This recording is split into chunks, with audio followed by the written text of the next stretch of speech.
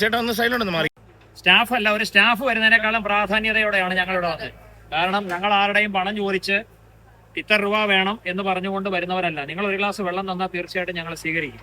അപ്പൊ തന്നെ ഞങ്ങൾ അനുഭവിക്കുന്ന ഇപ്പൊ വന്ന് ആലപ്പുഴയിലെ ആറാത്തി വന്ന് കംപ്ലീറ്റ് കളക്ട് ചെയ്തുകൊണ്ട് പോയി. ഇനി അവര് വരുന്നതെന്ന് പറയുന്നത് 15 ദിവസത്തിനകത്താണ്. അത്രയും ദിവസം, ഇന്ന് മുതൽ 15 ദിവസം വരെ ഇവൻ നമ്മുടെ കസ്റ്റഡിയിലാണ്. ഷെഡ്യൂൾ 1 ജീവിയാണ്. അതിന്റെ വയലേഷൻ എന്ന് പറഞ്ഞാൽ ലൈസൻസ് ഇല്ലാത്ത ഒരാൾ പിടിക്കുക, അതിനെ ഉപദ്രവിക്കുക, കൊന്നു കളയുക.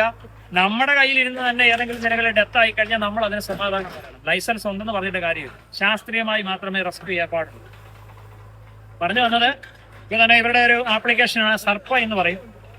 ഈ ആപ്ലിക്കേഷൻ്റെ അകത്ത് നമ്മൾ ഇത് കംപ്ലീറ്റ് എവിടെ നിന്നാണ് പിടിച്ചിരിക്കുന്നത്, എന്താണ് സാധനം, ഈ വീട്ടുകാരാരാണ്, ഇവരുടെ എല്ലാം ഡീറ്റെയിൽ നമ്മൾ കൊടുത്തതിന് ശേഷമേ നമുക്ക് ഇവിടുന്ന് മൂവ് ചെയ്യാൻ പറ്റും. പറഞ്ഞു വന്നത് നമുക്ക് ഇഷ്ടമുള്ളത്. കാരണം ഇപ്പോഴൊക്കെ സോഷ്യൽ മീഡിയയിലൊക്കെ ചുമ്മാതെ ചളപള അടിക്കുന്ന കുറച്ച് ടീമുകൾ നമ്മൾ കാണാറുണ്ട്. അതുകൊണ്ടായിരിക്കും ഒരു പക്ഷേ ഒരു ചോദ്യം വന്നത്. നമുക്ക് അങ്ങനെ ചെയ്യാൻ പറ്റത്തില്ല.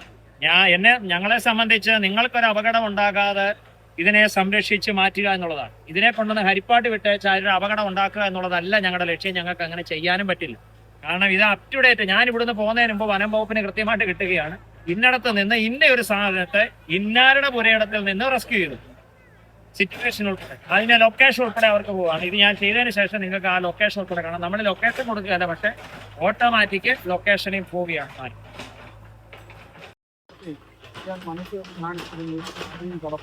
മാന്നാർ ഗ്രാമപഞ്ചായത്തിന് വേണ്ടിയിട്ട് പഞ്ചായത്തിന്റെ പ്രസിഡന്റ് അപ്പോൾ തന്നെ ഞാനിപ്പോ ഇവിടെ വന്ന ചേട്ടാ ഒന്ന് സൈഡിലോട്ട് മാറി. ഇങ്ങോട്ട് മാറും